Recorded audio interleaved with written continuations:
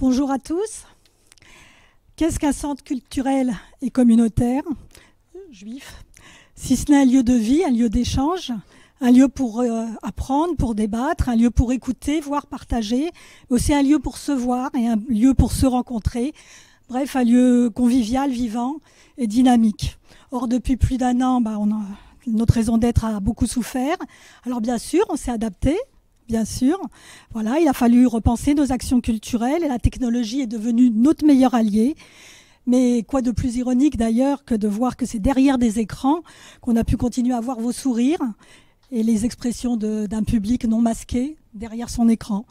C'est aussi grâce à toutes ces activités culturelles en ligne qu'on a pu développer un public aux quatre coins du monde.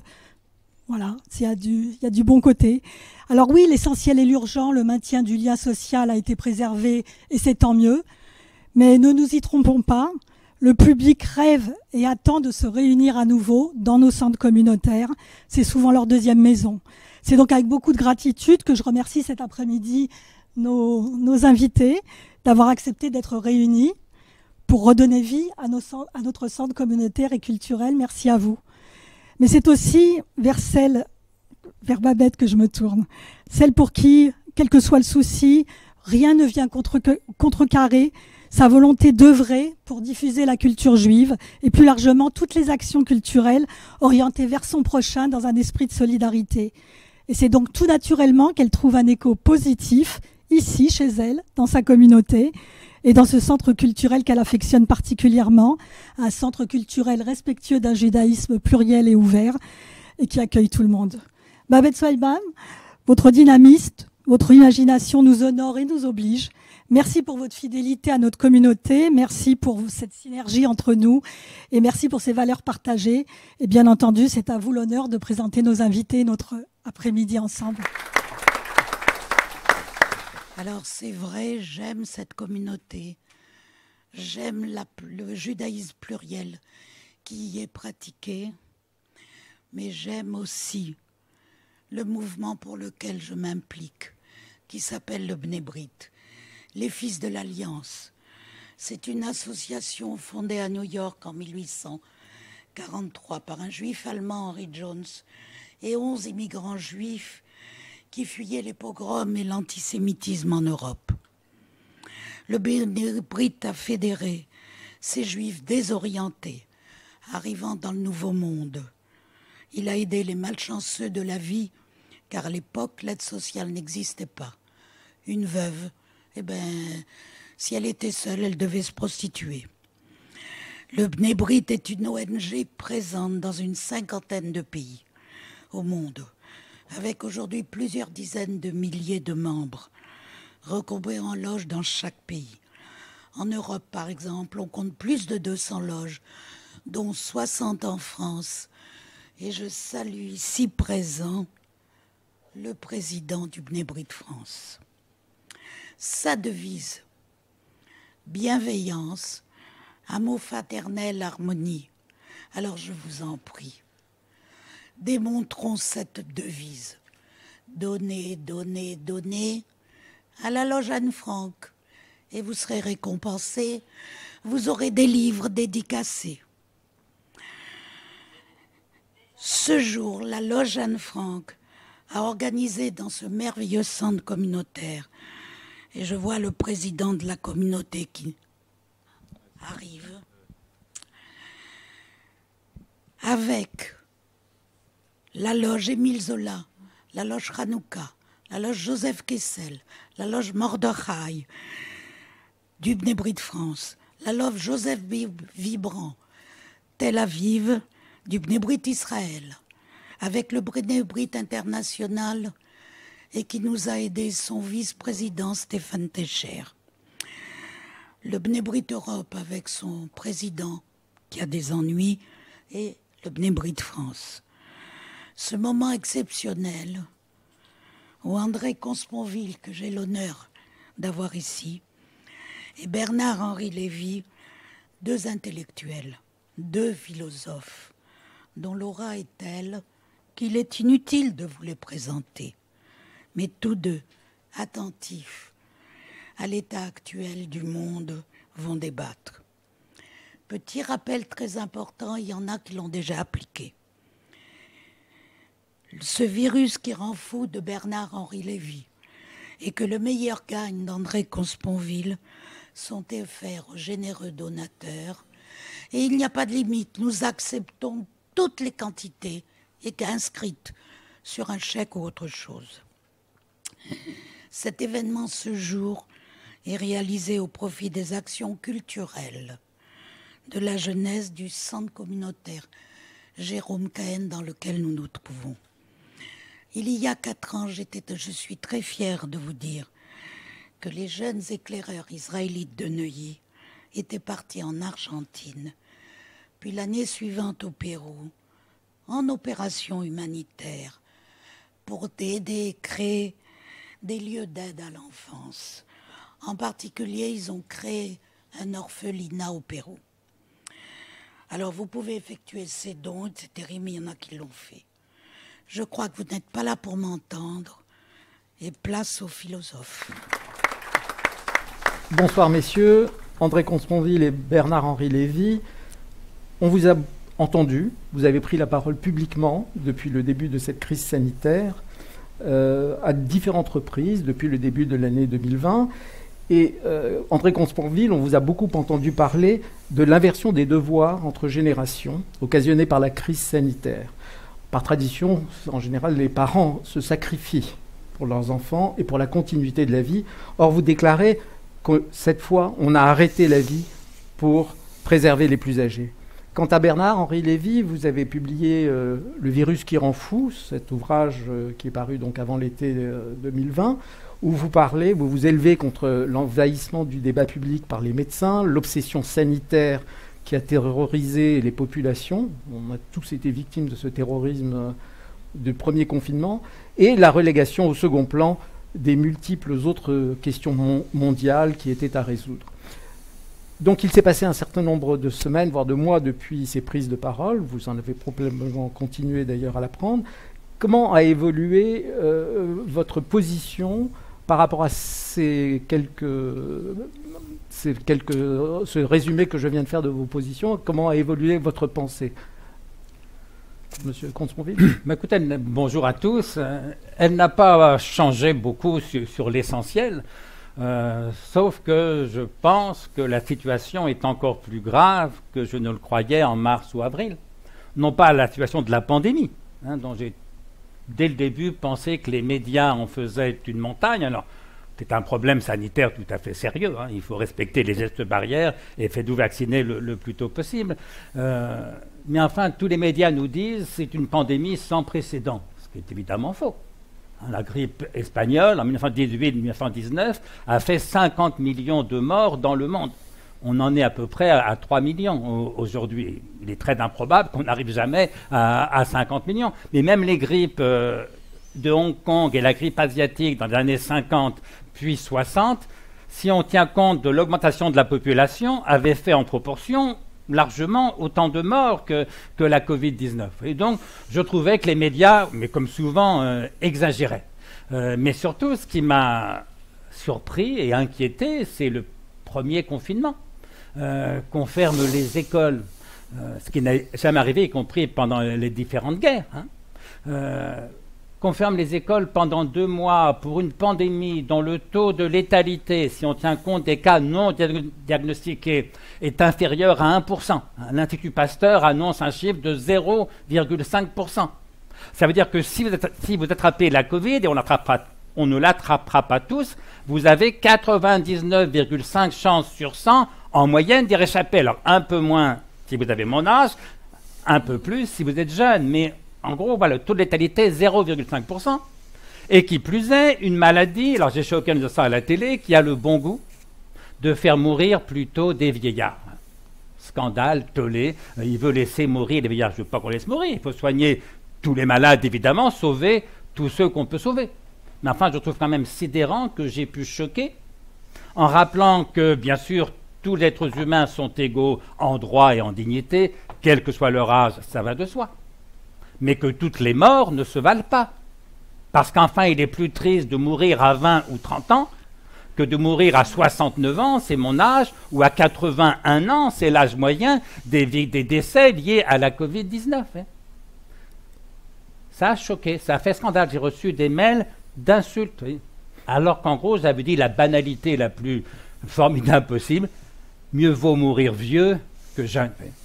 Et donc voilà, je trouvais qu'une maladie dont le taux de létalité était de 0,5% et qui frappe surtout des personnes âgées, dont je fais partie, c'était quand même moins grave que la grippe espagnole, qui a tué 50 millions de personnes et qui frappait, elle, essentiellement de jeunes adultes, entre 20 et 40 ans, avec un pic de mortalité autour de la trentaine à l'époque. Voilà, alors ça a choqué. Moi, ce qui m'inquiétait, c'était surtout que, du même coup, la médecine était en train de prendre une place dans nos sociétés que je trouvais exorbitante. Alors, c'est ce que j'appelle le panmédicalisme. Qu'est-ce que j'entends par panmédicalisme? Une idéologie qui est en passe de devenir peut-être dominante, qui fait de la santé la valeur suprême, et qui, en conséquence, tente à tout soumettre à la médecine. Pan, en grec, ça veut dire tout. Panmédicalisme, tout soumettre à la médecine. Or, à mon avis, faire de la santé la valeur suprême, c'est un contresens.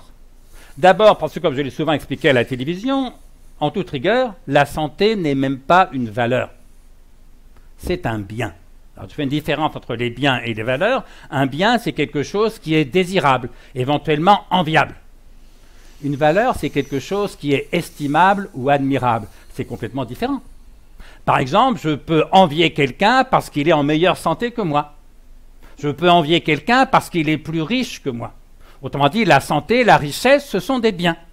Mais si j'admire quelqu'un parce qu'il est plus riche que moi ou en meilleure santé que moi, je suis un imbécile. En revanche, je peux admirer quelqu'un parce qu'il est plus généreux que moi, plus courageux que moi, plus juste que moi, plus aimant que moi. Ça, ce sont des valeurs. Et donc, quand on répète à tout bout de champ qu'il n'y a rien au-dessus de la santé, j'ai entendu ça 100 fois dans les différentes télévisions, on se raconte des histoires parce qu'on confond les valeurs et les biens.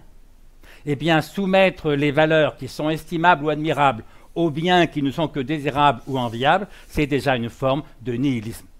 Celui qui vous dirait « il n'y a rien au-dessus de l'argent », on serait tous d'accord pour dire c'est du nihilisme financier. Eh bien, celui qui vous dit « il n'y a rien au-dessus de la santé », c'est du nihilisme sanitaire. Et j'ai souvent rappelé à la télévision, je tiens mon langage de Goy en l'occurrence, j'ai souvent rappelé « il n'est pas écrit dans les évangiles que je sache », et c'est un athée qui vous le rappelle. Il n'est pas écrit dans les évangiles « prenez soin de votre santé comme Dieu prend soin de la sienne ». Il est écrit « aimez-vous les uns les autres comme Dieu vous aime ». C'est sensiblement différent. L'amour est une valeur morale, la santé n'en est pas une. Il n'est pas écrit au fronton de nos mairies santé, égalité, fraternité. Il est écrit liberté, égalité, fraternité. J'espère ne pas être le seul dans ce pays à mettre l'amour et la liberté plus haut que la santé. Et je disais, là où j'ai évolué, c'est qu'en effet, ça me paraît plus grave qu'à l'époque. J'en parlais avec Bernard Henry à l'instant. Il m'a envoyé gentiment un message de félicitations, de soutien après le premier entretien que j'avais publié dans le journal du dimanche en mars 2020. Et on se disait l'un ou l'autre, mais on avait pensé que ça durerait aussi longtemps, qu'un an plus tard, on en serait exactement au même point et qu'on voit sans arrêt des médecins à la télévision faire la leçon aux politiques, ce que je commence à trouver insupportable, insupportable. Nous sommes entrés dans une crise économique iatrogène, c'est-à-dire causée par la médecine. Et je crois que c'est la première fois que ça arrive. Elle n'est pas causée par la pandémie. La pandémie, encore une fois, est beaucoup moins grave que la grippe espagnole qui a fait beaucoup moins de dégâts économiques. Elle est causée par la prise de pouvoir médiatique et partiellement politique des médecins, en l'occurrence essentiellement des infectiologues et des réanimateurs, au point que la politique perdait toute marge de manœuvre, toute autonomie. Et je trouve que pour un démocrate, c'est très inquiétant. Alors, autre évolution, j'arrête là pour laisser la parole à Bernard Henry. Mais cela étant dit, donc je trouve que la situation est plus inquiétante quant au panmédicalisme que je ne le pensais il y a un an. En revanche, je me sens un peu moins seul. Parce qu'à l'époque, en mars-avril, j'avais dit au fond essentiellement deux choses. Première chose, attention, le confinement, je le respecte, moi je suis un républicain, j'obéis aux lois de mon pays, et j'ai appelé à le respecter. J'étais évidemment réservé notamment sur la fermeture des écoles. Mais surtout, j'ai dit, ce qui m'inquiète, c'est que ce confinement va coûter énormément cher. Et ce sont les jeunes, bien sûr, qui vont en payer le prix. À nouveau tollé. J'osais parler d'argent en matière de santé. Vous avez vu le scandale. Il est question de santé, il parle d'argent. Mais bien sûr qu'il faut parler d'argent. D'abord parce que la misère crée très vite d'énormes problèmes sanitaires. On meurt plus vite de faim que de maladie. Et ensuite parce que la médecine coûte évidemment extrêmement cher. Et il faut la financer. Ce n'est pas en ruinant le pays qu'on va sauver nos hôpitaux. Et j'ai vu des intellectuels, dont plusieurs de mes meilleurs amis, se réjouir du confinement en disant « c'est génial, c'est la première fois qu'on sacrifie l'économie à la santé ». Ils avaient raison sur le constat, c'était en effet la première fois. Mais ils avaient tort de s'en réjouir. Parce que sacrifier l'économie à la santé, c'est sacrifier les pauvres. Les riches ne sont pas moins riches aujourd'hui qu'avant la pandémie, mais plutôt plus. Mais les pauvres sont beaucoup plus pauvres. 1 million de nouveaux pauvres en France. 150 millions dans le monde d'êtres humains qui sont redescendus en dessous du seuil d'extrême pauvreté depuis le début de la pandémie, et moins à cause de la pandémie qu'à cause des différents confinements. L'appauvrissement des plus pauvres, j'ai quand même du mal à y voir une victoire de l'humanisme. Eh bien, là où je suis content, c'est que ce que je disais il y a un an, attention, on ne peut pas, au nom de la santé, sacrifier toute l'économie. Maintenant, tout le monde est d'accord pour dire que c'est une évidence. Et chacun sait bien que le deuxième confinement et le troisième confinement, s'ils sont très différents du premier, c'est d'abord pour des raisons économiques et c'est évidemment légitime. Et puis je disais, attention, ceux qui vont souffrir de cette crise, ce sont les plus jeunes. Et en effet, j'ai parlé d'une inversion de la solidarité intergénérationnelle. Parce qu'au fond, ça fait 200 000 ans que les parents se sacrifient pour leurs enfants. On est en train d'inventer un système, depuis plus d'1 an maintenant, où c'est l'inverse, où on sacrifie les plus jeunes à la santé de leurs parents ou surtout de leurs grands-parents. Quand on pense à ces centaines de milliers d'enfants de 6 ans ou plus qui portent un masque toute la journée devant des professeurs eux-mêmes masqués, enfin quand ils ont la chance de pouvoir aller à l'école. Vous savez, l'année de CP où on apprend à lire et à écrire, c'est l'année la plus importante de toutes les années de la scolarité. C'est bien plus important que la terminale. Combien de gamins vont rater leur CP et donc possiblement rater leurs études?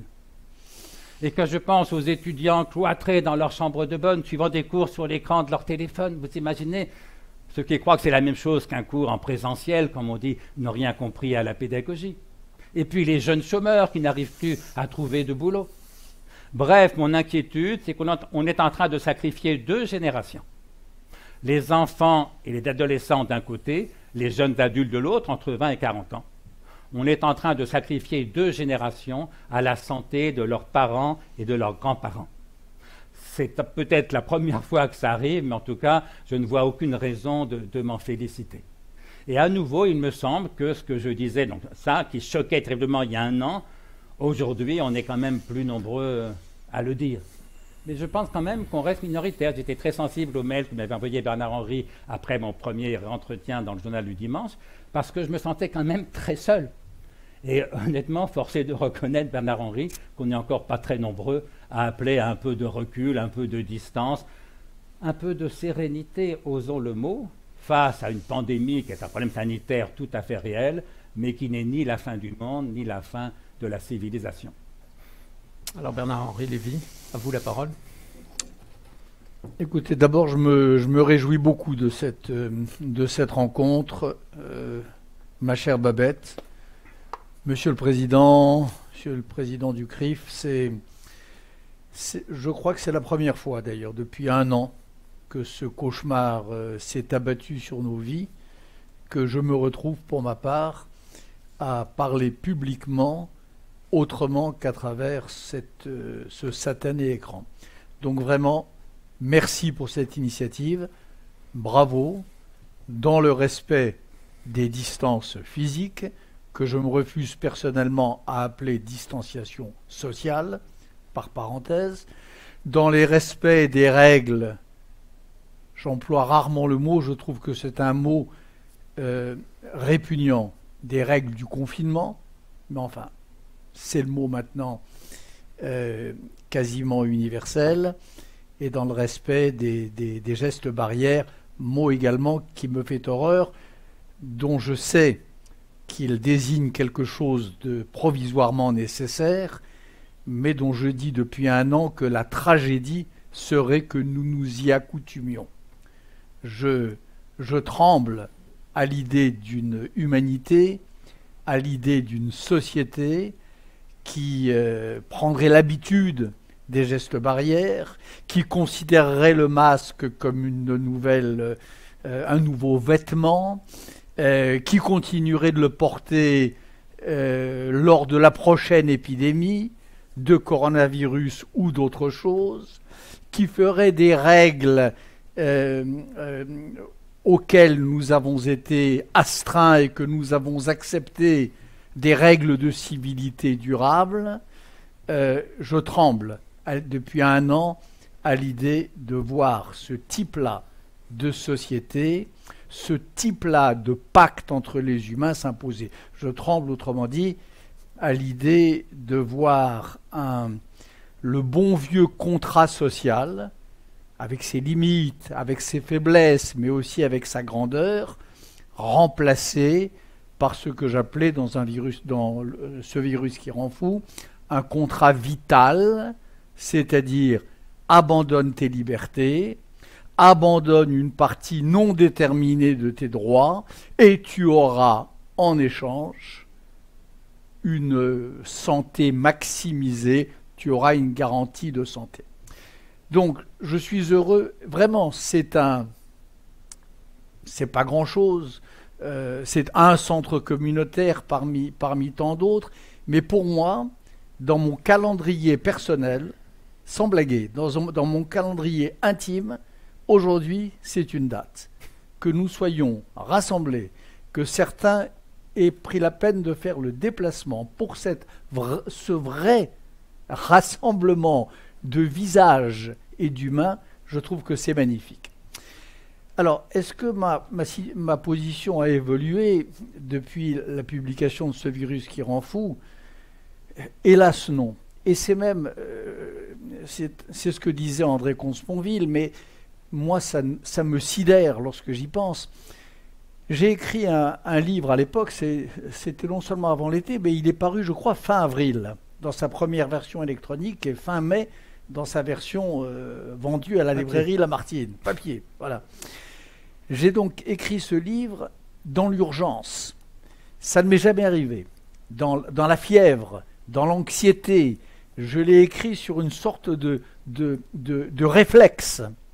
Un réflexe, ça ne veut pas dire quelque chose d'irréfléchi. Un réflexe, au contraire, c'est souvent, en tout cas pour un écrivain et pour toute femme et homme de bonne volonté, c'est un concentré d'expérience, un réflexe. Mais enfin, tout de même, je l'ai écrit dans ce climat-là.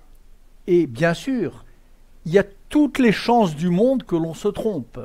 Il y a toutes les chances du monde que certaines de ces pages aient été trop emportées ou aient raté leur cible.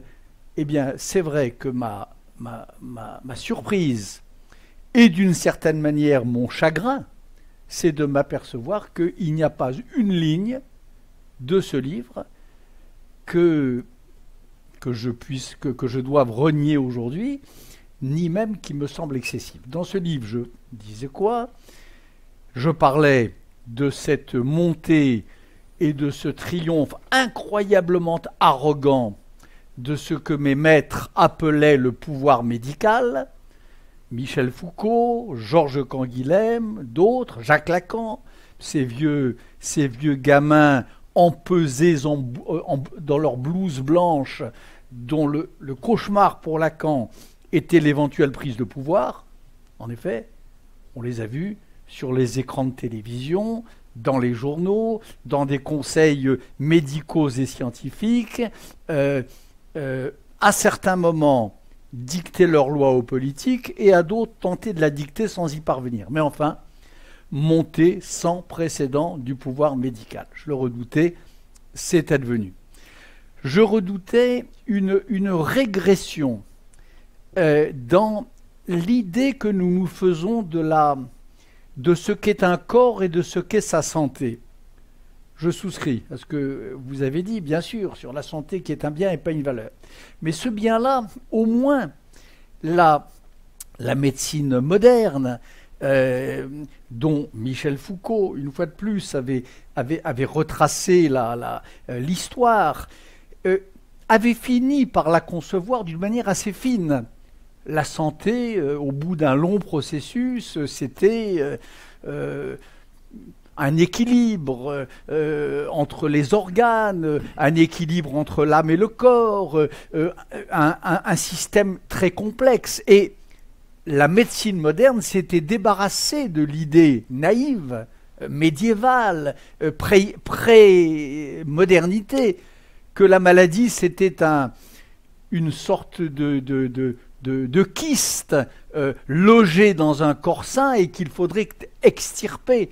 L'idée que la maladie était une sorte de puissance maligne invitée dans un corps. Tout le processus de la médecine moderne avait consisté à s'affranchir de cette conception substantialiste, simple, bête, appelant des remèdes eux-mêmes simples et bêtes. Elle s'était affranchie de tout ça. Aujourd'hui, il faut bien dire, lorsque pas tous les médecins, naturellement, ça va sans dire, et pas tous les commentateurs, mais enfin, cette longue histoire de la médecine moderne, il semble qu'elle ait été reparcourue à l'inverse, et on en revient à l'idée que, en effet, qu'un humain sain, peu importe si jusqu'à l'âge quand il est petite fille ou petit garçon, il ne voit pas le visage d'un humain, peu importe s'il fait l'économie de ce moment tellement important, d'après tous les psychologues, qui est la rencontre avec le visage d'autrui, le stade du miroir avec son propre visage et le visage de ses parents. Peu importe si les adolescents dans leur chambre ou dans leur turne ont des idées de suicide. Peu importe si les gens deviennent fous dans leur bar d'immeuble ou dans leur lieu de télétravail. L'important, c'est que la tumeur maligne, c'est que le virus considéré comme une chose soit maîtrisé. Conception absurde de la médecine. Conception à laquelle se sont opposés, encore une fois, tous les grands penseurs qui ont réfléchi à la chose depuis donc Georges Canguilhem. Je redoutais troisièmement le passage de l'hygiène à l'hygiénisme. L'hygiène, c'est magnifique, naturellement, et c'est un grand progrès du XXe siècle que d'avoir introduit dans la société, dans les rapports entre les humains, des règles élémentaires. Mais l'hygiénisme, c'est autre chose. L'hygiénisme, c'est la société tout entière qui se plie aux règles de l'hygiène. L'hygiénisme, c'est le pacte civil tout entier qui prend pour modèle la clinique et la médecine. L'hygiénisme, c'est le médicalisme politique promu en paradigme et en modèle. Et c'est quelque chose qui s'est déjà produit dans l'histoire moderne à plusieurs reprises, notamment une que j'analysais un peu en détail dans ce petit livre, qui était les années 30. Il y a eu un moment, dans les années 30, entre les thèses d'Alexis Carrel, les gestes architecturaux de Le Corbusier et l'itinéraire de certains hommes de gauche qui finiront à Vichy, où on a commencé de penser cet alignement de la règle sociale sur la règle d'hygiène. Et ça a donné le pire. Je crois que je n'avais pas tort, là non plus, de m'en alarmer. Et nous sommes bel et bien en train de voir s'imposer une conception hygiéniste de la vie. Quand je vois la manière dont nous nous sommes pliés, dont nous avons accepté ces systèmes de surveillance généralisés, où nous avons accepté que ces caméras de surveillance dans certains magasins du sud de la France, où on a accepté aussi, même si ça ne s'est pas généralisé, mais enfin, on n'a pas été très nombreux à protester, l'arrivée, il y a 7 ou 8 mois, de cette idée folle qu'on allait dresser des chiens renifleurs capables de renifler l'odeur du Covid. On s'est habitué à tout ça, Et au nom, en effet, de l'hygiène reine, au nom de la santé toute puissante, on a accepté une série de reculs sans précédent, impensables, des règles et des valeurs des démocratiques. Dans ce livre, je craignais également le retour de quelque chose qui me fait horreur depuis que j'ai commencé de réfléchir et de faire de la philosophie, qui est les visions apocalyptiques de l'histoire, les messianismes profanes. Je sais à quel point il ne faut pas jouer avec ces choses-là. Et dans la tradition juive, nous sommes bien là pour savoir combien les messianismes profanes, les messianismes sauvages, les messianismes trop rapides sont redoutables pour la pensée, pour l'esprit et pour les corps. Ben, on a vu se multiplier à l'extrême droite une épidémie de folie, de gens qui nous disaient que le virus était une punition méritée, que c'était le salaire de notre relâchement.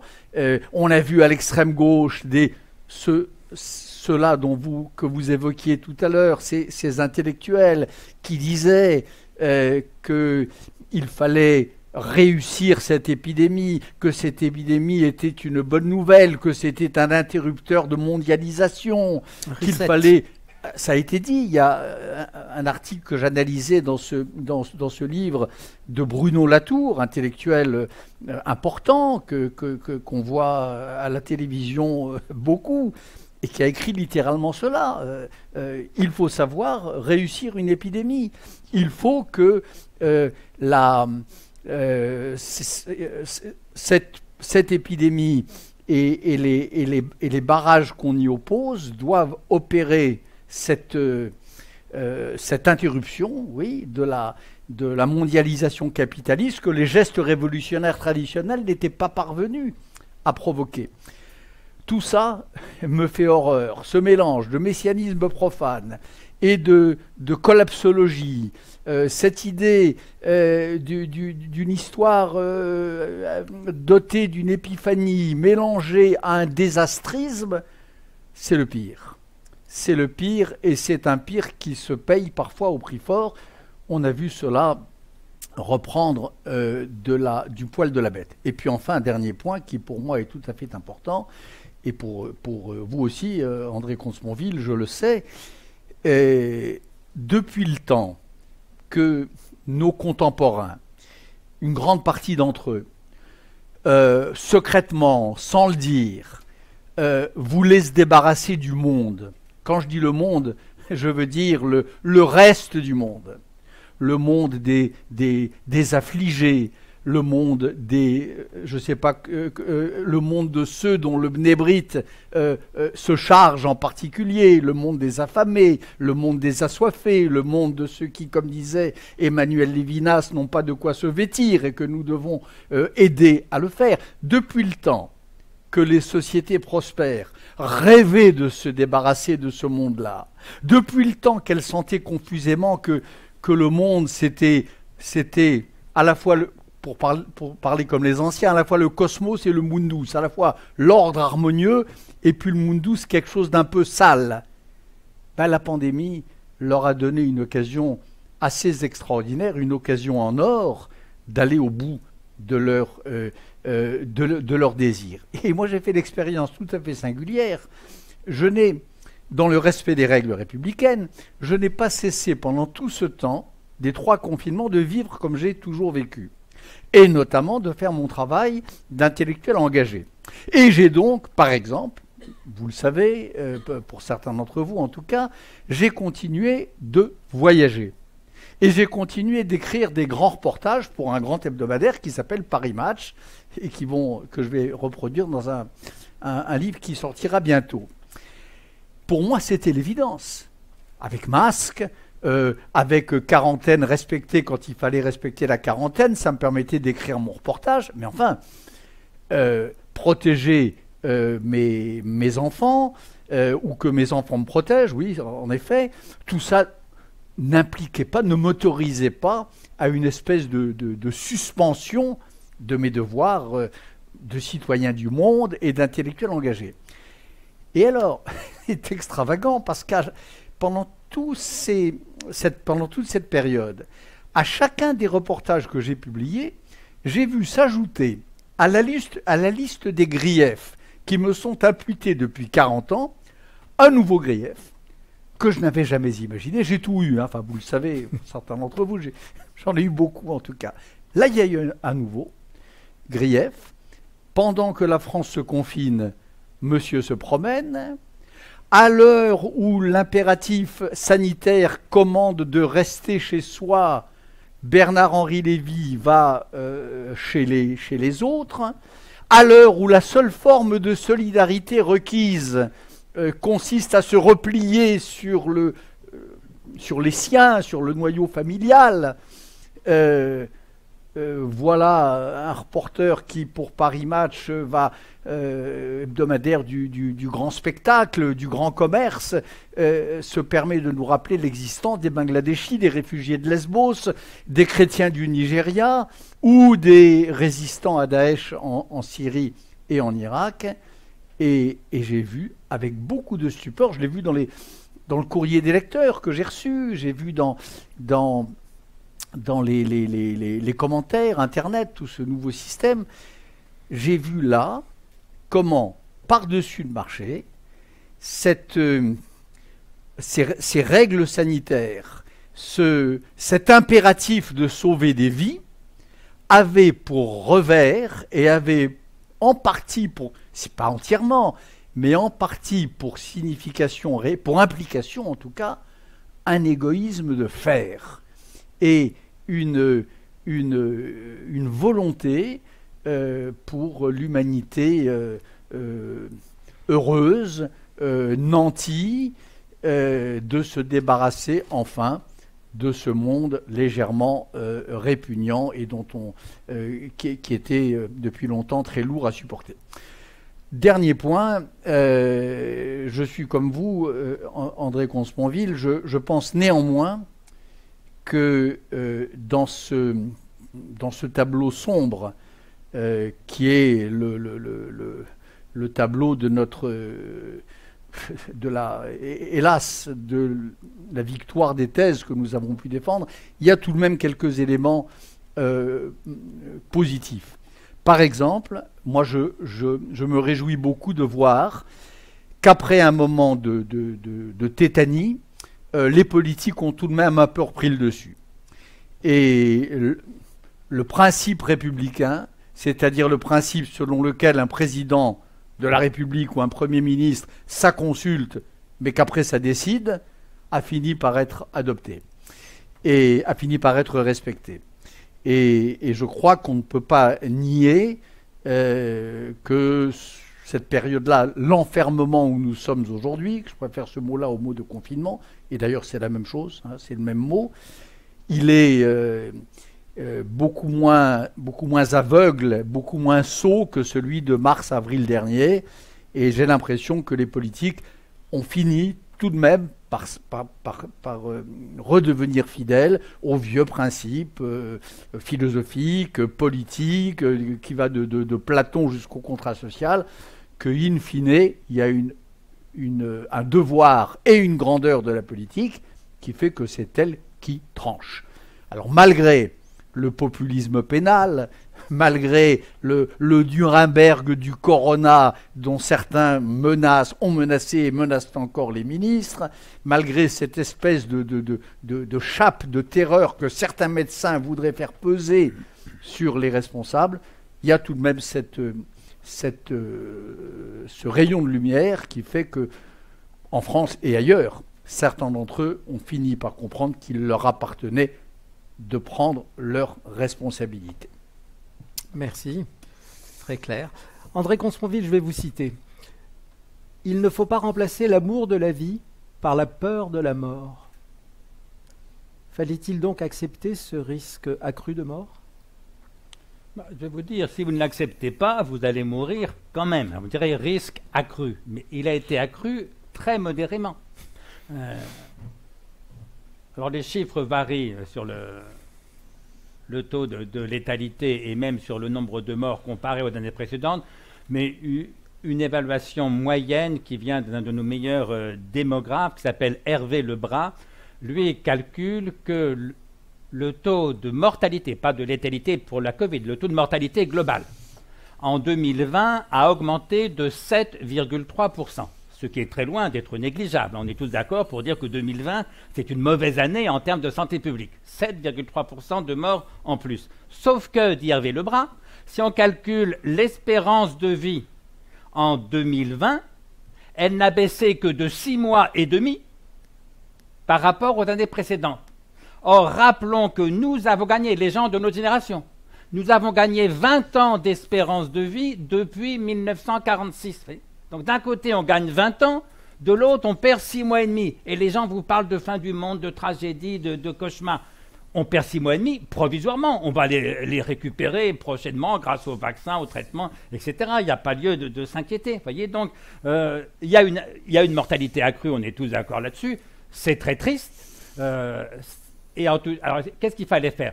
Il était évident qu'il ne fallait pas ne rien faire. Autrement dit, la pure stratégie de l'immunisation collective, dès lors qu'on annonçait possiblement 300 000 morts, c'était l'estimation moyenne, en France, c'est évidemment politiquement inacceptable. D'ailleurs, aucun pays ne s'est contenté de ne rien faire. La Suède, qu'on évoque souvent, ils ont refusé le confinement. Je pense qu'ils ont eu raison, mais ils ont pratiqué la distanciation physique, ils ont pratiqué le télétravail, ils ont appelé à la responsabilité individuelle, etc., etc. Donc il fallait faire quelque chose. Le premier confinement, encore une fois, moi je l'ai respecté, mais plutôt par souci de fidélité républicaine que par conviction, mais ça m'a paru fou. Fermer les écoles, d'abord c'est une catastrophe pour les enfants. Alors on a échappé au pire. Il y a des pays en Amérique du Sud où les écoles sont fermées depuis 1 an, vous imaginez. Mais fermer les écoles pour une maladie, encore une fois, dont le taux de létalité était de 0,5% et qui frappait essentiellement les personnes âgées, ça m'a paru disproportionné. Voilà, donc si j'avais été Premier ministre, j'aurais fait quelque chose, peut-être une forme de confinement, mais je n'aurais pas fermé les écoles et les lycées, ce qui changeait tout. Parce que quand vous fermez les écoles, vous nuisez évidemment aux enfants, aux adolescents. Mais comme il faut que les parents, pour les petits-enfants, au moins qu'un des 2 parents reste chez eux, vous alourdissez terriblement le coût économique de ce confinement. Et c'est ce qui s'est passé, parce qu'au début, rappelez-vous, le premier confinement, il fallait rester chez soi, sauf ceux qui ne pouvaient pas télétravailler, qui allaient travailler normalement au bureau, à l'usine. Et autrement dit, la plupart des gens continuaient à travailler.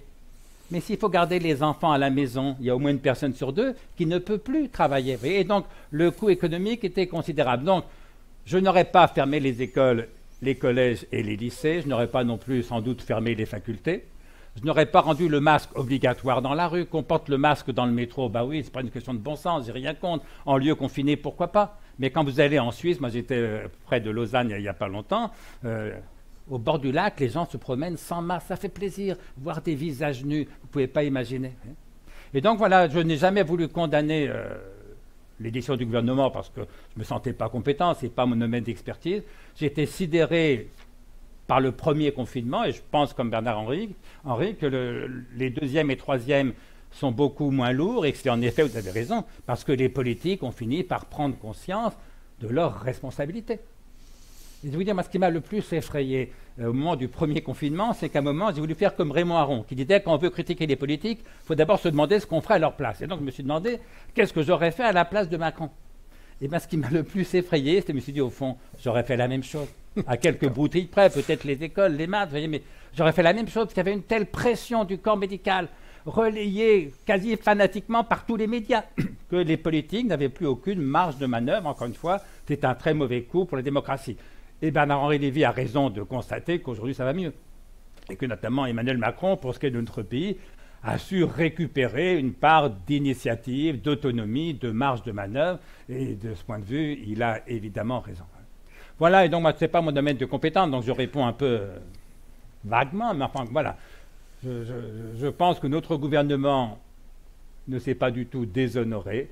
Il est tombé un peu dans le piège de la panique, mais une panique mondiale, hein, le virus qui rend fou. Donc c'est vrai en France comme c'est vrai dans d'autres pays.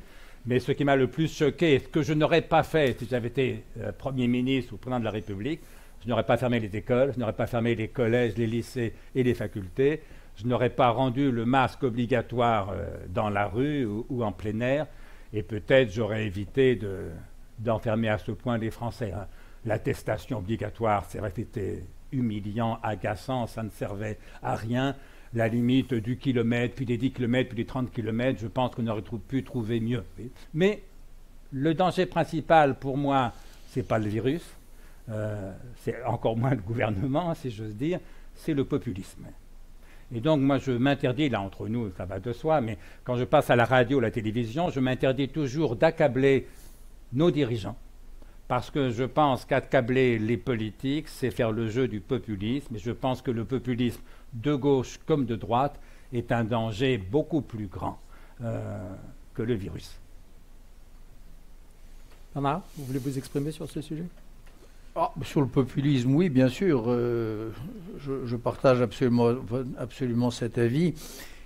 Et malheureusement, tout le monde n'a pas eu votre sagesse. Et il faut bien dire que le populisme est en train de ramasser la mise, évidemment. Parce que les Français ont découvert plusieurs choses. Ils ont découvert, par exemple, ce que tous les historiens des sciences savent, à savoir qu'il n'y a pas de corps médical, que la communauté scientifique n'est pas une communauté, et que les médecins ne sont pas d'accord entre eux. Donc, et les médecins ont donné le spectacle sur les chaînes de télévision en continu de ce désaccord. Il y a une image du médecin mage, de la communauté scientifique soudée qui a volé en éclats. Cela a évidemment donné un coup d'accélérateur à tout ce à cette autre forme de populisme qui est la méfiance à l'endroit de la science, la méfiance à l'endroit des vaccins. On a dit récemment qu'il y avait 27 cas sur je ne sais plus combien de millions de vaccins à AstraZeneca qui avaient peut-être eu pour effet secondaire une thrombose, qui est un chiffre vraiment dans l'épaisseur du trait statistique. D'un seul coup, nouvelle peur du vaccin, nouvelle panique mondiale, etc. Donc, ça c'est du populisme. On a découvert également que les politiques, face à un véritable événement, et cette pandémie, bien sûr qu'elle n'est pas sans précédent, mais c'est vrai que c'est chaque fois un événement. Un événement, c'est-à-dire quelque chose entre le cygne noir et l'éléphant gris, entre l'événement imprévisible qui chamboule tout et l'événement prévisible mais tellement peu probable qu'on ne l'avait pas préparé, quel que soit le schéma, une pandémie, 1918, 58, 68, 69 ou 2020, c'est un événement majeur. C'est un point de réel, comme diraient les psychanalystes modernes. C'est un trou dans le savoir. Hein. C'est quelque chose de neuf qui vient faire disruption dans les langues et que personne n'a vraiment les moyens de penser, y compris les politiques. Alors on a découvert ça. On a découvert brusquement que de même que les médecins sont comme le roi d'Andersen, sont nus dans leur laboratoire, ils sont dans les premiers moments, tâtonnements, etc. De même, les politiques sont dans l'incertitude. Il y a eu pendant plusieurs mois, et encore parfois aujourd'hui, une espèce d'humilité nécessaire des politiques confrontés à ce point de réel qui déstabilisait tous les savoirs. Ça aussi, ça a alimenté les populismes. Et on a aujourd'hui des gens, que ce soit Jean-Luc Mélenchon et ceux qui lui ressemblent, ou Marine Le Pen et ceux qui lui ressemblent, qui font grief à nos dirigeants républicains d'avoir péché par manque d'imagination, par manque de prévision, etc. Donc le populisme, il est grandissant et il est probablement le grand vainqueur de cette séquence tragique d'où nous sortons. En ce qui concerne les enfants, je voudrais encore ajouter peut-être quelque chose. C'est vrai, cette question d'école. Et moi aussi, je pense, et je crois d'ailleurs que nous n'étions pas les seuls à le penser, y compris au sein du gouvernement, et notamment celui des membres du gouvernement en charge de l'éducation, qui est partagé notre point de vue. Parfois, il a été écouté, parfois, il ne l'a pas été. Fermeture des écoles, il y a plusieurs effets, plusieurs dégâts terribles. Il y a celui que vous dites, c'est-à-dire des enfants ou des jeunes gens qui, dans ce rapport d'interlocution très particulier, qu'est le rapport d'un élève à un maître, perdent une grande part, qui est le rapport à un visage. Il n'y a pas d'enseignement face à un demi-visage. Il n'y a pas d'enseignement possible, ou en tout cas il est fortement amputé, face à un maître dont le visage perd la moitié de son... dont le visage et la voix perdent la moitié de leur éloquence. Bien, ça c'est une première chose. Deuxièmement, bien sûr que pour les moins favorisés des Français, être astreint au télétravail, passer des journées chez soi derrière un ordinateur avec peut-être des systèmes de surveillance électronique pour bien vérifier que vous êtes en train de bosser et pas en train de faire autre chose, c'est déjà terrible. Et c'est vrai qu'en plus, avoir à s'occuper de ces enfants qui, lorsqu'ils sont tout petits, ne comprennent pas ce qui se passe, c'est probablement un cauchemar. Mon grand âge m'a évité cette expérience, mais je l'imagine. Mais il y a une troisième chose qui est peut-être la plus grave. Et c'est là où les politiques ont manqué à leur devoir, et à l'un de leurs principaux devoirs, qui est de parler juste et de parler prudemment. Parce que face à ces grands événements nouveaux qui trouent le réel, et comme je le disais, il y a un devoir d'être le gardien des mots. Le grand risque avec tout ça, et ça on en verra les dégâts, c'est qu'on a fait des enfants des espèces de coupables, des espèces de monstres suspects à leurs propres yeux d'inoculer le virus à celles et ceux qui leur étaient le plus chers, leurs parents, leurs grands-parents. Je me rappelle cette publicité à la télévision au moment du premier confinement, ou même à son lendemain, où on voyait une vieille dame embrassée par son petit bout de chou, et puis que l'image d'après, on la retrouvait à l'hôpital. Enfin, moi, je me mets à la place de mes petits-enfants, et j'en ai quelques-uns, qui, après avoir vu cette publicité, se disent « Mais si j'embrasse mon grand-père, ou mon père, je suis un criminel en puissance, et s'ils ont vraiment bien écouté, moi qui suis porteur sain et asymptomatique, je vais leur injecter un poison mortel », mais ça rend fou. Ça rend fou les enfants. Dans cette espèce de dispositif complexe que des générations de psychanalystes ont réfléchi, qui s'appelle le complexe d'Édipe. C'est pas rien dans l'histoire de l'humanité. La manière dont le rapport à son père et à sa mère, et probablement aux grands-parents aussi, est structuré par des passions simples, élémentaires, et parfois celle-là. Parfois la passion l'idée inconsciente d'un meurtre possible, et que toute la civilisation et l'amour consistent à conjurer. D'un seul coup, un enfant ramené par un matraquage publicitaire, par un matraquage de médecins imprudents, par un matraquage d'un ministre de la Santé, pas à la hauteur. Ces enfants-là, ramenés à cette idée qu'ils peuvent être les contaminateurs monstrueux des grands, mais ça je n'ose pas imaginer le dégât que cela peut provoquer à court, à moyen et à long terme. Donc, tout ce bilan-là, hélas, et là, il n'y a rien à faire. Ce mal-là, tout ce dont nous venons de parler, c'est pas réversible. Enfin, j'espère toujours que les choses sont réversibles, évidemment. Moi, je suis un incorrigible optimiste, mais enfin, il faudra ramer. Bonjour les psychologues de la prochaine décennie, lorsqu'ils auront affaire à ces jeunes adultes. Je crois qu'on n'a pas fini de faire le bilan réel, qui, encore une fois, comme je le disais, ne se soldera pas seulement en nombre de morts et en espérance de vie. Vous avez raison de souligner ça, André Contoy.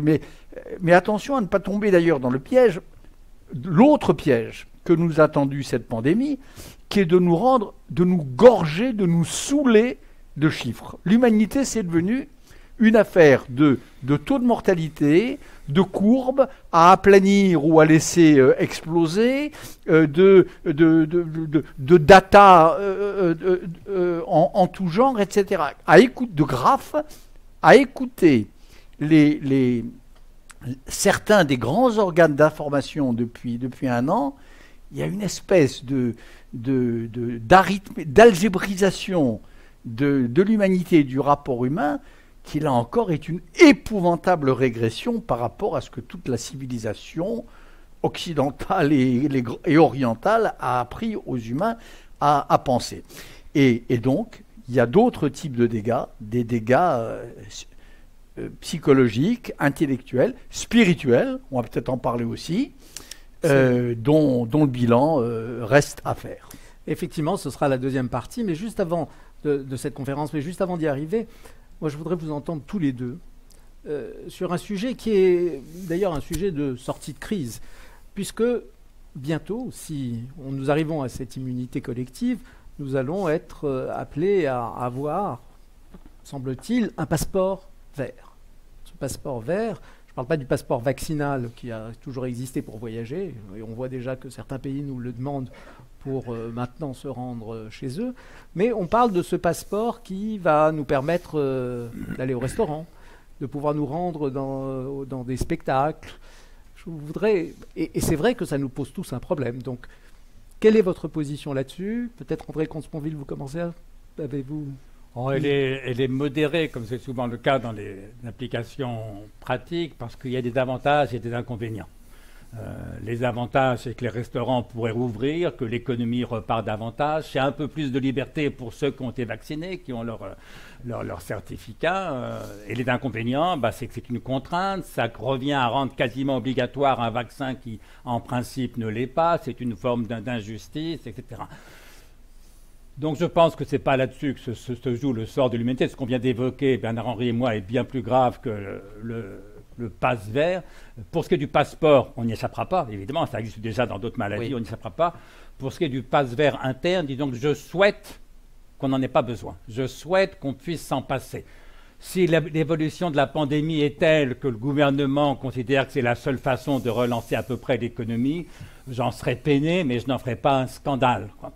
Comme souvent, vous savez, en matière de politique, on a le choix entre deux mauvaises solutions plutôt qu'entre une bonne et une mauvaise. Donc voilà, je souhaite qu'on puisse se passer de ce passe vert. Voilà. Quant à vous, Bernard? Oui, moi je serai plus réservé que vous. Le passeport vaccinal, en effet, j'ai passé ma vie comme vous à me rendre dans des pays où il fallait montrer qu'on était vacciné contre la fièvre jaune, contre la variole, etc. Bien sûr. Le pass vert en France pour aller au restaurant ou pour aller au cinéma, vraiment je suis contre. Je suis contre. Alors que l'on y soit, là encore, c'est comme les gestes barrières et c'est comme l'enfermement. Que l'on y soit astreint pendant un temps limité, admettons.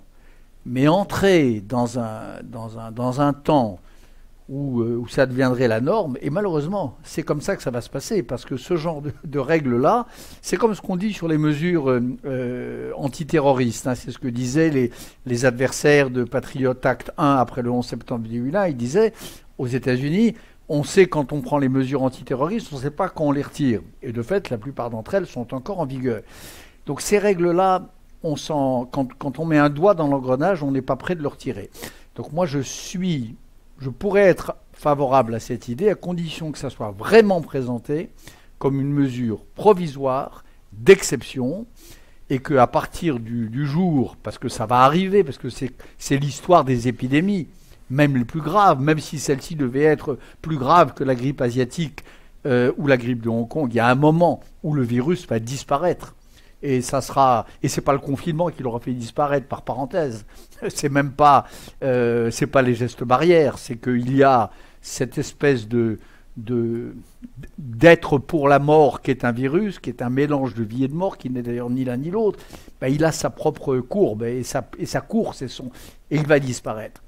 Ce jour-là, il est impératif, et c'est ça que doit être le pacte, à mon avis, entre les citoyens et les États, d'accord pour le passeport, mais à durée limitée. Voilà, pas possible de passer le restant de nos jours à aller au cinéma en montrant un papier, voilà, et avec tous les problèmes que ça pose sur le respect de notre vie privée, et ainsi de suite.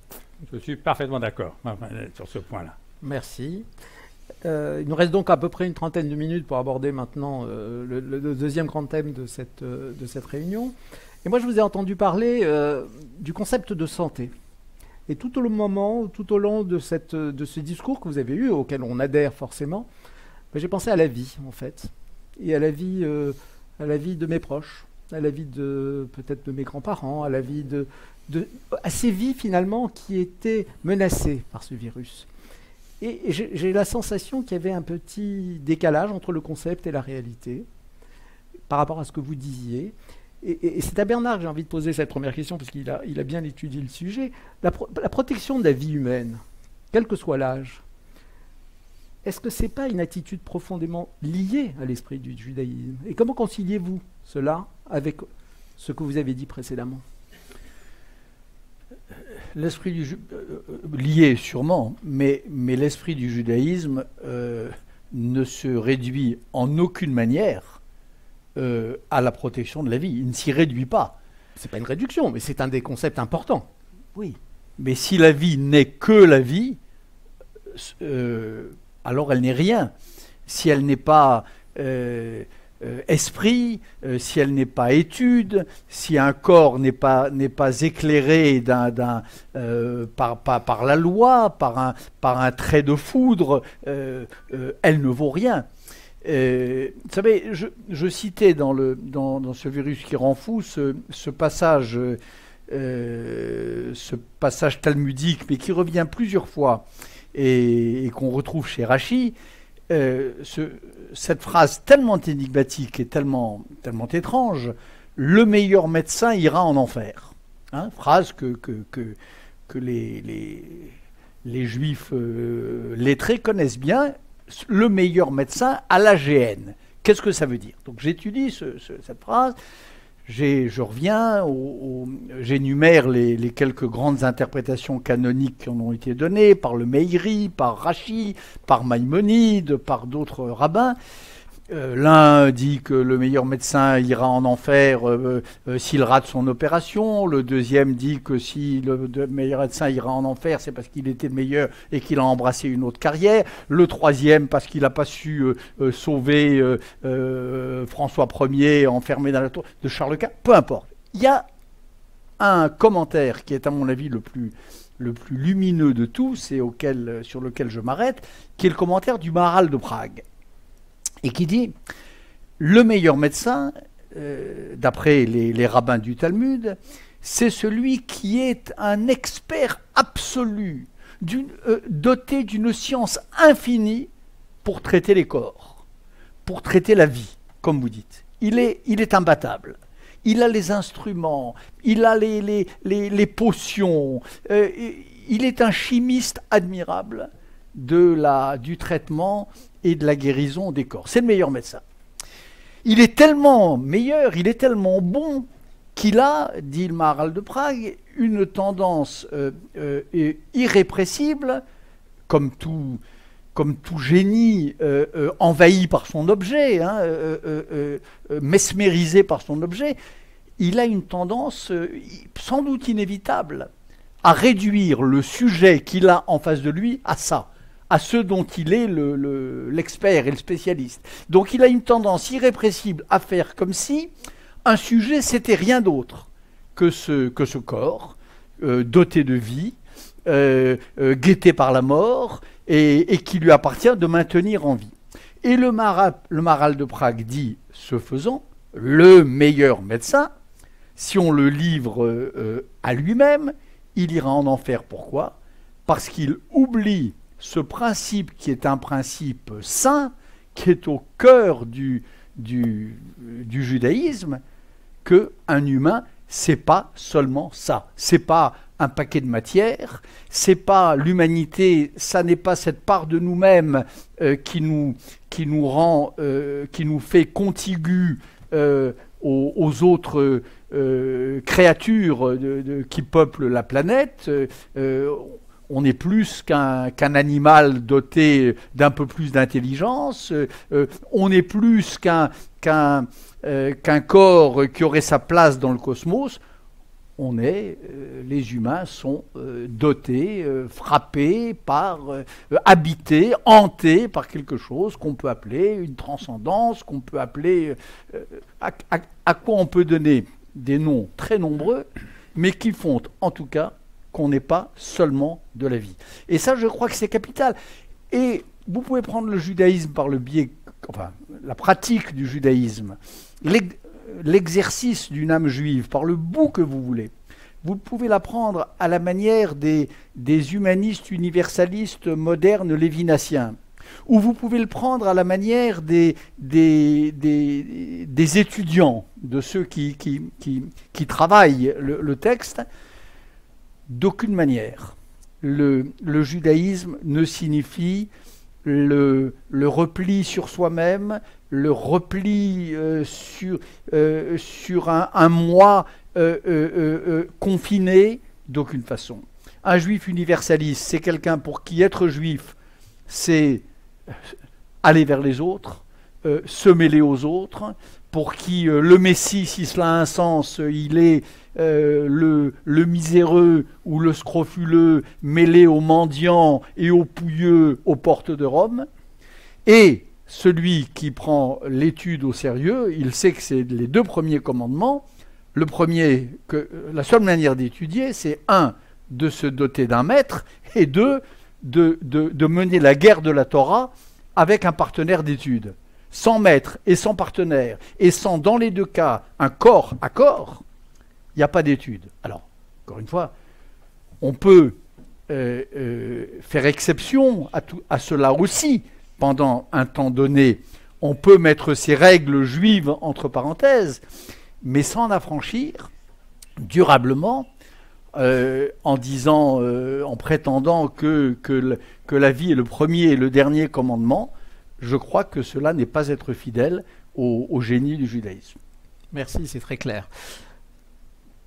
André Comte-Sponville, vous êtes intervenu il y a quelque temps dans une revue qui s'appelle Tribune Juive, et vous avez déclaré vous considérer comme un goy assimilé. Est-ce que vous pouvez nous expliquer ce que ça veut dire ? Oui, c'est d'abord une façon d'embêter les antisémites, faut bien le dire, malgré tout. Mais il y a plus que ça. Alors c'est un peu une longue histoire, mais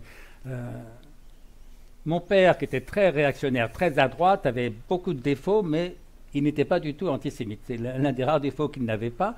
Et donc pour moi, la question juive ne se posait pas. Si j'ose dire, j'avais des copains juifs, d'autres non. C'est devenu un peu plus important quand j'étais en Hippocane. Le hasard a fait que mon meilleur ami de l'époque s'appelait Lévi, mais sans rapport de famille avec vous. Et je sortais à l'époque avec une petite amie, une fille, qui s'appelait elle aussi Lévi, sans rapport de famille que le premier. Mais du coup, je crois qu'il y en a beaucoup. Même quand on n'est pas juif, Lévi, et quand on n'est pas antisémite, on sait que Lévi, malgré tout, c'est connoté de ce côté-là, si je veux dire. Donc ça m'avait un peu frappé. Et puis, quand j'ai commencé à écrire, dans mon premier livre, je disais, j'ai 4 pierres d'angle théoriques. Épicure, Spinoza, Marx, Freud. Je ne pouvais pas ignorer que 3 d'entre eux, les 3 derniers évidemment, étaient juifs. Alors, juifs athées. Et alors, pour répondre, je dois dire quelques mots sur ma position. Moi, qui suis donc de culture catholique, je me définis comme athée, non dogmatique et fidèle. Et c'est la question de la fidélité qui nous amènera à mon rapport au judaïsme. J'explique rapidement ces 3 mots. Alors, athée, c'est le plus simple. Je suis athée parce que je ne crois en aucun Dieu.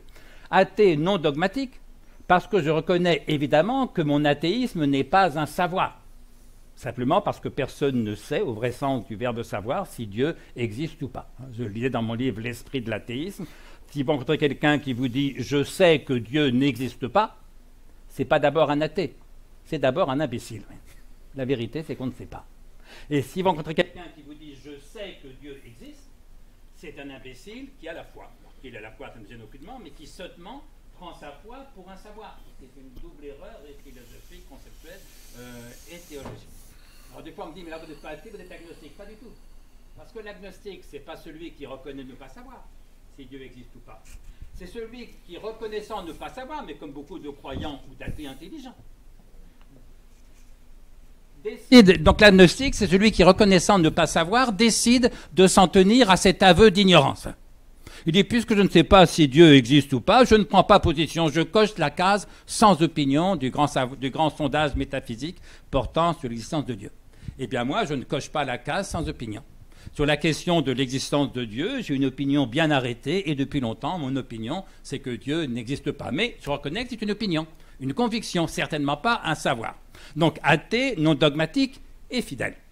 Alors fidèle, ça veut dire quoi? Ça veut dire que tout athée que je sois, je reste attaché par toutes les fibres de mon être à un certain nombre de valeurs morales, culturelles, spirituelles, dont la plupart sont nées dans les grandes religions, spécialement dans les 3 grands monothéismes pour ce qui est de nos civilisations, dont la plupart ont été transmises pendant des siècles par la religion, spécialement par l'Église catholique dans notre pays, et parce que c'est mon histoire. Moi, j'étais catholique, croyant, pratiquant jusqu'à 17-18 ans. Et ce n'est pas parce que je ne crois plus en Dieu que je vais renoncer à ces valeurs-là. Autrement dit, je l'ai dit souvent, la fidélité, c'est ce qui reste de la foi quand on l'a perdue. Quel rapport avec le judaïsme? Le rapport est le suivant, c'est qu'un jour, je le racontais dans un de mes livres, j'étais prof dans le nord de la France, donc j'avais 24, 25 ans, je revenais les week-ends à Paris, et un jour, en descendant le boulevard Saint-Michel, je rencontre un de mes vieux copains d'études, on était ensemble en Hippocagne et en Cagne, qui s'appelle Claude Birman, que peut-être certains d'entre vous connaissent, parce qu'il est devenu un intellectuel juif réputé. Juif, je veux dire, spécialiste de la culture juive. On va boire un pot ensemble, place de la Sorbonne, on fait en vitesse le bilan de nos vies, je me suis marié, j'ai fait un gosse, 2 gosses, je suis en train d'écrire un bouquin. Et puis tout d'un coup, Claude Birman ajoute, mais il y a autre chose, maintenant je retourne à la synagogue. Alors je lui dis, ah bon, t'étais juif? Il dit, je le suis toujours. Je lui dis, oui, mais t'en parlais jamais. Il me dit, mais avec le nom que je porte, je dis, tu sais, quand t'es ni juif ni antisémite, un nom, alors, sauf à s'appeler Lévi ou Cohen, ça ne dit pas grand-chose. Mais surtout, ce qui m'étonne, c'est qu'à l'époque, en Hippocagne, il était aussi athée que moi. Alors je lui dis, mais alors maintenant, tu crois en Dieu? Et Claude a un charmant sourire, il me dit, tu sais, pour un juif, croire ou pas en Dieu, ce n'est pas la question vraiment importante. J'étais scié, quand on a été élevé dans le catholicisme comme moi, croire ou pas en Dieu, c'est la seule question vraiment importante, au moins en matière de religion. Et Claude m'explique que pour un juif, comme il disait, il n'est pas très raisonnable de faire dépendre la conduite de sa vie et l'éducation de ses enfants de la réponse qu'on apporte à une question en vérité indécidable en termes de savoir, Dieu existe-t-il ou pas? Et il m'explique que, la formule je pense n'est pas de lui, mais elle est belle et forte, il m'explique que le juif, ce n'est pas celui dont les parents sont juifs, c'est celui dont les enfants sont juifs. Autrement dit, la transmission prime sur la croyance. Et l'action prime sur la croyance, là encore. Et en termes d'histoire des religions, on dira que le judaïsme est une orthopraxie qui dit quelle est la bonne action, l'action droite, et pas une orthodoxie, un credo qui dit quelle est la bonne opinion, ce qu'il faut penser. Non, non, l'esprit est libre, vous pensez ce que vous voulez. Mais quant à l'action, il faut respecter la loi, la Torah. Et tout d'un coup, sortant de ce pot avec mon ami, je me disais, mais au fond, il a raison. Et à l'époque, le mot judéo-chrétien était toujours pris péjorativement. Quand on parlait de la morale judéo-chrétienne, toujours réputée répressive, castratrice, culpabilisatrice. Comme si l'Ancien et le Nouveau Testament n'avaient pour but que de brimer notre vie sexuelle, qui est un contresens évidemment complet. Et donc je me dis, mais au fond, il a raison. Et c'est comme ça que j'ai commencé à me dire athée fidèle. Alors, une fois, je faisais un débat, il y a 40 ans de ça, avec Jean Boissonnat. Jean Boissonnat, un peu surpris par mon propos, me disait, mais au fond, M. Contreville, vous êtes un athée chrétien. Je lui dis, non, là, c'est contradictoire. Le chrétien, il croit en Dieu, moi, je suis athée, mais je me définis donc comme athée fidèle. Et j'en parlais un jour avec mon ami François Georges, que je crois que vous connaissez aussi, il me disait, mais au fond, il a raison. Écoute, toi comme moi, on a des tas d'amis juifs qui se disent juifs athées, vous le faisiez à l'instant vous-même. Pourquoi tu ne dirais pas exactement au même sens chrétien athée? Alors, encore une fois, comme le chrétien est censé croire en Dieu, je préfère me définir comme athée fidèle que comme chrétien athée, vous voyez, mais là, le judaïsme m'a introduit dans ce chemin de la fidélité, par l'intermédiaire de Claude, mais après de beaucoup d'autres amis juifs, jusqu'à cette illustration que j'ai trouvée très, très singulière, Une fois, je faisais une conférence dans une université, à Metz ou à Strasbourg, je crois. Et après la conférence, on me présente quelques notables. Il y avait un pot, un cocktail, et notamment on me présente le grand rabbin de la ville. Et le grand rabbin me dit, écoutez, pendant votre conférence, il s'est passé quelque chose d'amusant. Je lui demande quoi. Il me dit bah, vous étiez en train de parler de fidélité, au sens que je viens d'évoquer. Et je me suis penché vers mon voisin, je lui ai dit, ça me fait penser à une histoire juive, je te la raconterai tout à l'heure. Et le rabbin me dit, c'est l'histoire que vous avez racontée vous-même dans la minute qui a suivi. Je vais donc vous raconter une histoire juive authentifiée par le grand rabbin de Strasbourg ou des environs, ce qui quand même n'est pas rien. L'histoire, pardon pour tous ceux qui la connaissent, mais elle est tellement belle et forte que je ne peux pas résister au plaisir de la raconter. C'est donc l'histoire de deux amis rabbins qui dînent ensemble un soir et qui discutent jusqu'à la tombée de la nuit sur l'existence de Dieu. Et nos deux rabbins concluent que finalement Dieu n'existe pas. Et nos deux rabbins vont se coucher, dorment. Le matin arrive, l'un des deux rabbins se réveille, cherche son ami rabbin dans la maison, ne le trouve pas dans la maison, va donc le chercher dehors dans le jardin, et le trouve en effet dehors dans le jardin en train de faire ses prières rituelles. Alors, il va le voir un peu interloqué, il lui dit « Bah, qu'est-ce que tu fais ?» L'autre lui répond « Bah, tu vois bien, je fais mes prières rituelles. »« Bah oui, lui dit le premier, enfin, on en a parlé toute une partie de la nuit, on a conclu que Dieu finalement n'existait pas, et toi maintenant, tu fais tes prières rituelles du matin ?» L'autre lui répond simplement et génialement, qu'est-ce que Dieu vient faire là-dedans? Humour juif, sagesse juive. Humour juif parce qu'il y a quelques bizarreries en effet à faire ses prières rituelles du matin si on ne croit plus en Dieu.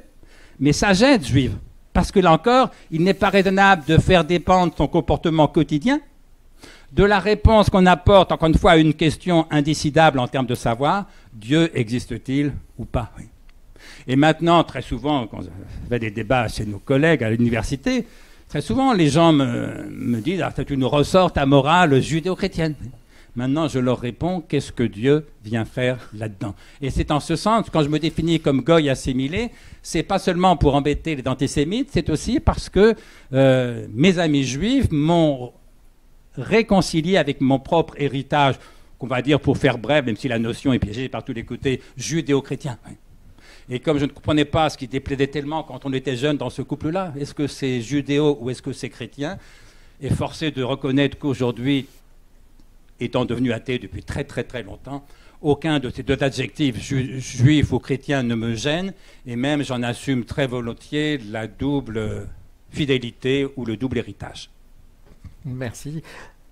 Avant de céder la parole pour la conclusion, puisque nous aurons un nouvel intervenant, un troisième intervenant qui va conclure, Bernard, qu'est-ce que peut nous apporter l'esprit du judaïsme pour nous en sortir de cette crise?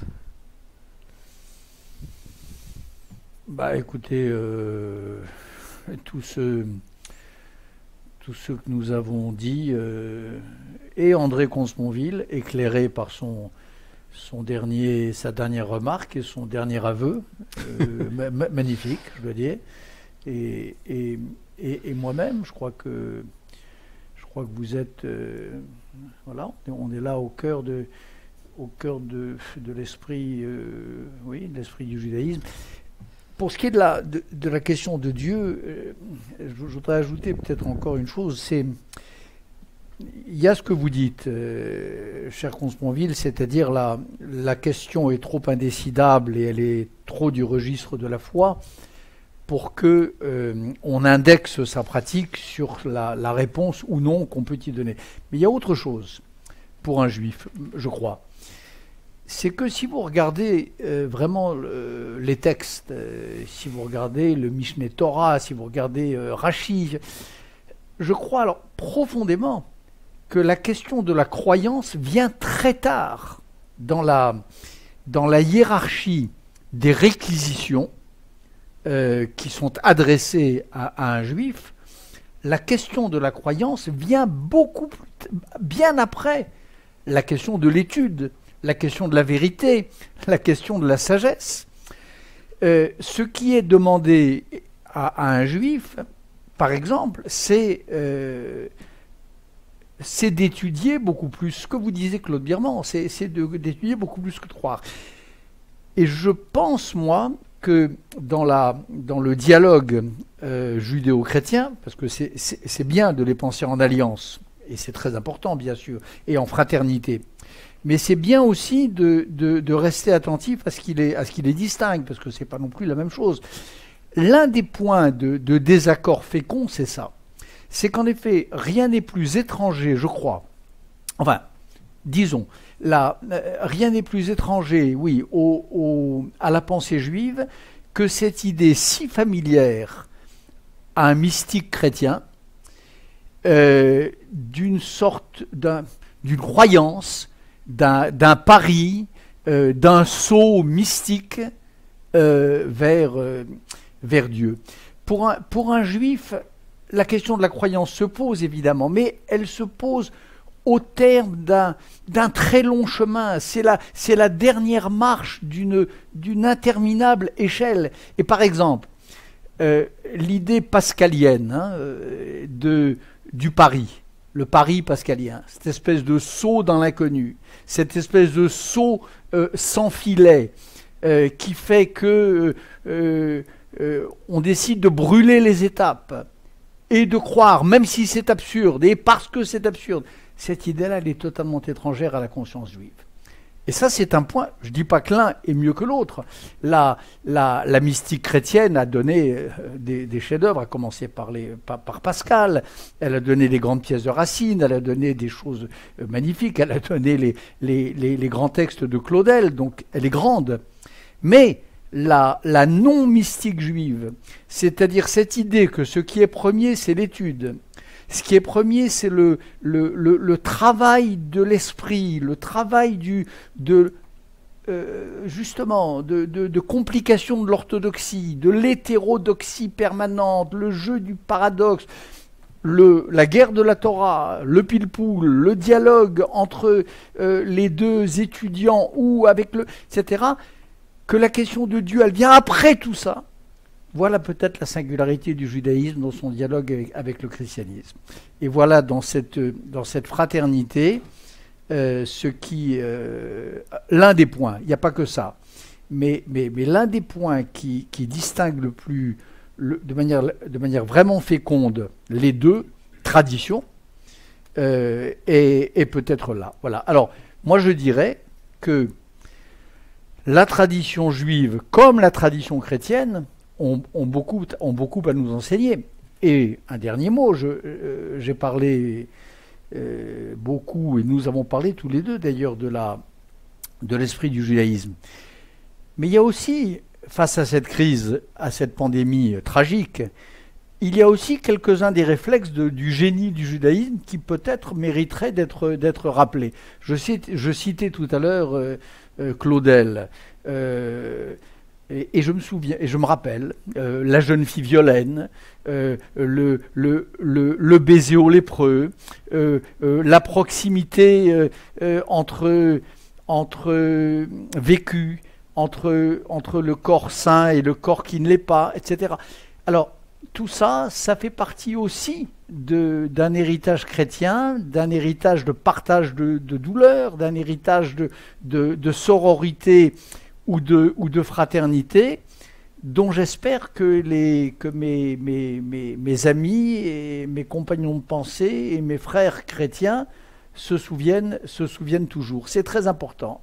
Et donc, concrètement, les gestes barrières, bravo, mais ne pas oublier la fraternité, ne pas oublier que la douleur de l'autre doit être partagée, qu'elle doit être mon affaire.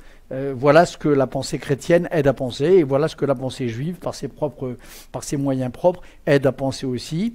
Et voilà ce qu'il serait, à mon avis, dommage et peut-être même ruineux d'oublier durablement. Merci beaucoup, messieurs, pour ces propos extrêmement éclairants et très enrichissants que vous nous avez tenus.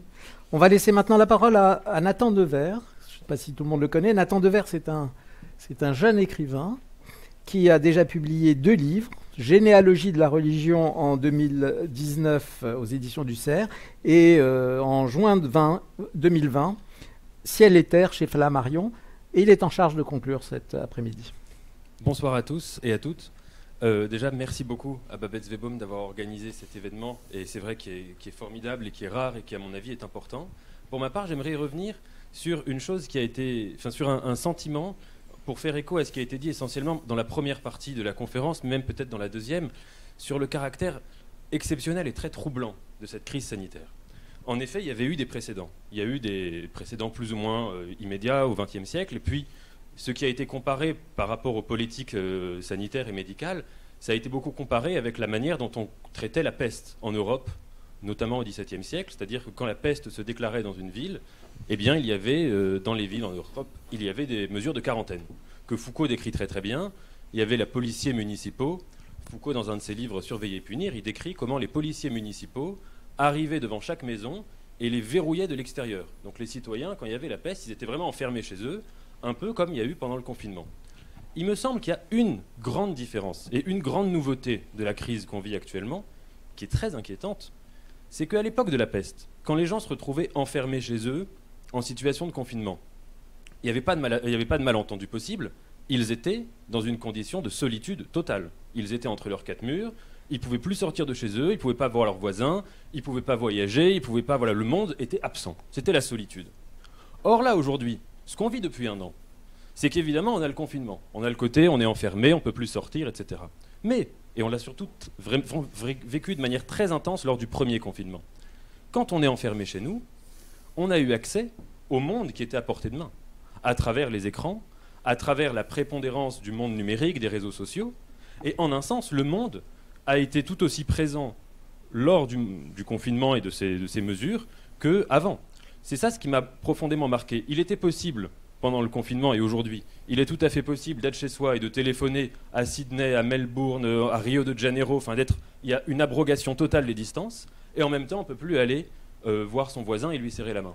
Donc en fait la question que je me pose, et sur laquelle j'aimerais conclure, est-ce que ce que nous vivons, c'est l'abrogation de la mondialisation, c'est-à-dire en effet le repli sur soi, la disparition du monde, le repli sur la cellule familiale, sur la maison, etc. Ou est-ce que c'est l'étape ultime d'une forme, non pas de la mondialisation, mais d'une mondialisation qui serait inquiétante, c'est-à-dire d'une mondialisation qui n'aurait même plus besoin que les frontières soient ouvertes, puisque le monde circule exclusivement via les structures numériques. Alors pour ma part, je pense que la technologie numérique, là où elle est très dangereuse, c'est qu'en fait elle crée une mondialisation par l'anti-monde. C'est-à-dire une mondialisation où le monde est sacrifié pour qu'on puisse avoir des contacts et pour que toutes les distances soient abrogées. Ce qui me rappelle quand même que cette volonté comme ça de créer un monde parallèle, le monde virtuel, le monde numérique, pour fuir leur réalité, c'est ce que depuis 2000 ans on appelle en Occident la métaphysique. La métaphysique, dans la pensée philosophique chez Platon, dans les pensées religieuses, c'est précisément le fait de croire qu'il y a un autre monde, qu'il n'y a pas besoin spécialement, enfin si, on vit dans le monde réel, mais que le monde le plus important, c'est l'autre monde, le monde du paradis, je suis un peu sommaire dans le christianisme, le monde des idées chez Platon, etc. Eh bien aujourd'hui, on vit une sorte de métaphysique inversée, où en effet on fuit le réel, et on voit ça depuis un an. Il y a une fuite, un refus d'affronter le réel qui est terrible, mais non pas au nom du monde des idées, non pas au nom du monde de la religion ou d'une transcendance quelconque, mais au nom du monde des liens numériques, des liens artificiels, c'est-à-dire au nom des images. Alors, je finirai sur cette image-là, juste comme ça. Platon, dans un de ses livres, le Théétète, il décrit une anecdote formidable. Il décrit Thalès, qui était un homme qui était dans la vie contemplative et qui contemplait notamment les idées. Et puis quand il marchait, il était perdu dans la contemplation de l'autre monde, c'est-à-dire qu'il regardait sans cesse le ciel. Et le risque, c'est qu'évidemment, quand il marchait à force de regarder les étoiles, il tombe dans un puits, et des servants de trace viennent et lui disent « Bon, tu es peut-être un grand savant à regarder l'autre monde, mais tu es incapable de te coltiner au réel, tu es un abruti. » Eh bien aujourd'hui, ce qu'on vit, c'est l'anti-Thalès. C'est-à-dire qu'il y a énormément de gens, et surtout dans ma génération, je le dis, et je m'inclus d'ailleurs, on marche dans la rue, c'est plus les étoiles qu'on voit, c'est le téléphone, avec un autre monde, également dans le téléphone, mais qui n'est plus le monde des étoiles, qui est celui des images, des illusions, c'est-à-dire de ce qui a le moins de valeur éthique, ontologique et humaine. Donc je pense qu'il faut se méfier de cela, d'avoir une mondialisation qui se réduirait qui sacrifierait le monde pour advenir dans une abrogation totale des distances. Voilà. Merci.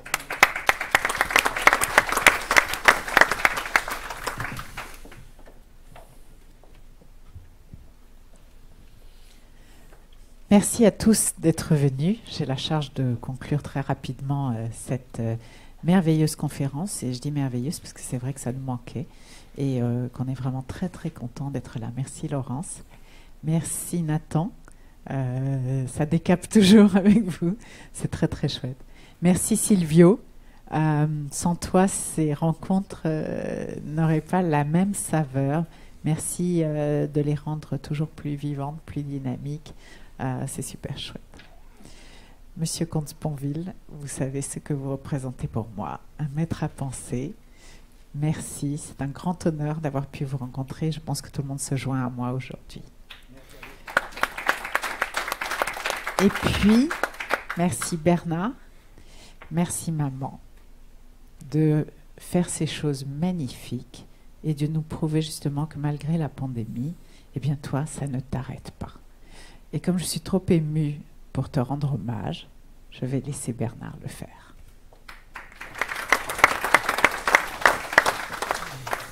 Oh ben vous le feriez pourtant admirablement, mais ça me fait plaisir de le faire. Alors, ça me fait plaisir de le faire parce que Babette, c'est une femme de ma vie. Ça fait quoi, 20 ans, 25 ans que à chacun des grands rendez-vous de mon œuvre, vous êtes là. Vous êtes là quand je fais des pièces de théâtre. Vous êtes là quand je fais un documentaire sur les peshmergas. Vous êtes là quand je publie un livre. Vous êtes là à votre manière, à la fois tendre et adorable et impérieuse. Il n'y a pas intérêt à vous résister. Il n'y a pas intérêt à vous dire cette fois-ci je ne fais pas de conférence. Il y en a une qu'il faut faire, c'est celle-là. Et combien de fois j'ai vraiment cédé à votre insistance et à votre volonté. Vous avez ce pouvoir-là extraordinaire dans cette communauté ici à Neuilly, au-delà, le Bnei Brit. Je me rappelle quand ma première pièce de théâtre, il y a bien des années, la façon que vous avez eue d'occuper le carré d'or de la première et de la dernière, enfin, vous êtes incroyable. Et je trouve, et je vous en suis reconnaissant, évidemment, vous avez été là à des vrais rendez-vous importants de mon existence d'écrivain et d'intellectuel, avec une fidélité et une grandeur admirable. Et d'ailleurs, il m'est arrivé dans des moments, des conférences pour lesquelles vous ne vous étiez pas manifesté, il m'est arrivé de vous chercher du regard quand je commençais de parler. Voilà. Et je sais que vous étiez toujours là et que si vous n'aviez pas été là, j'aurais peut-être été un tout petit peu déstabilisé. Pour moi, il n'y a pas de prise de parole importante, en tout cas pour moi, sans Babette là, dans les premiers rangs, organisatrice ou présente. Voilà.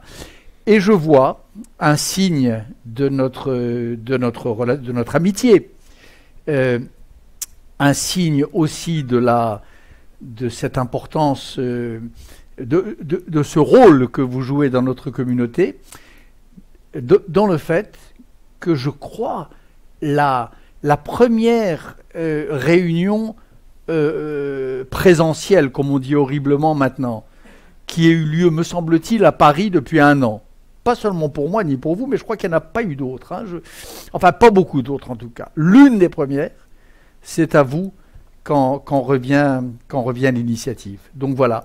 Donc continuez très très longtemps, parce que sans vous, ça ne marche pas, quoi. Heureusement que vous êtes là, et heureusement que vous êtes là pour être là encore très très longtemps. Voilà. Je vous embrasse.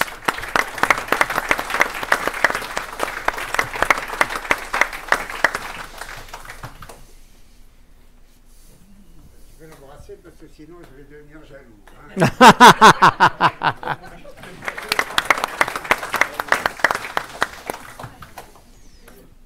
Alors je suis effectivement extrêmement émue.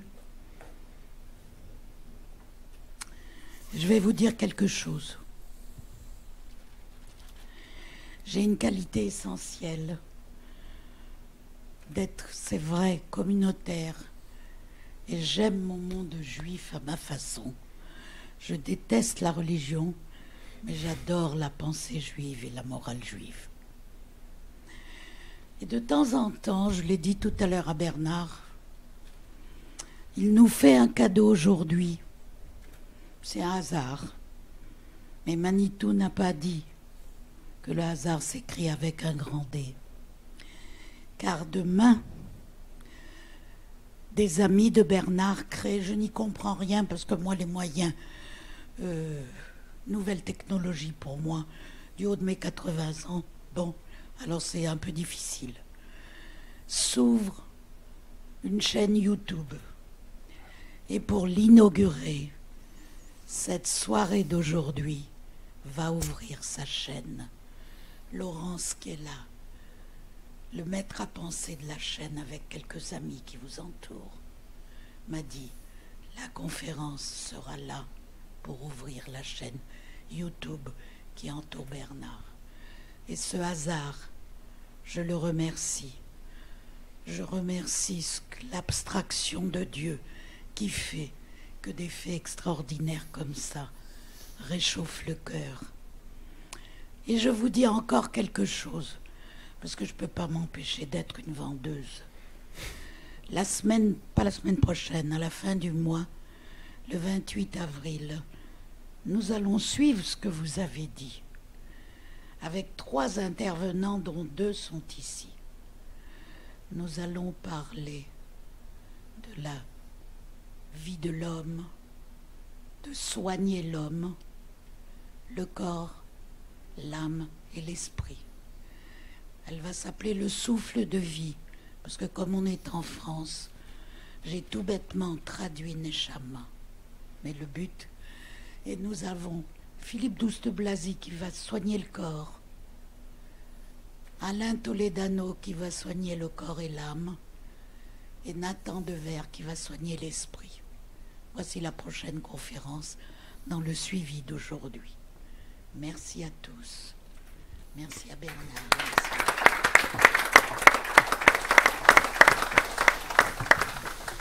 Merci.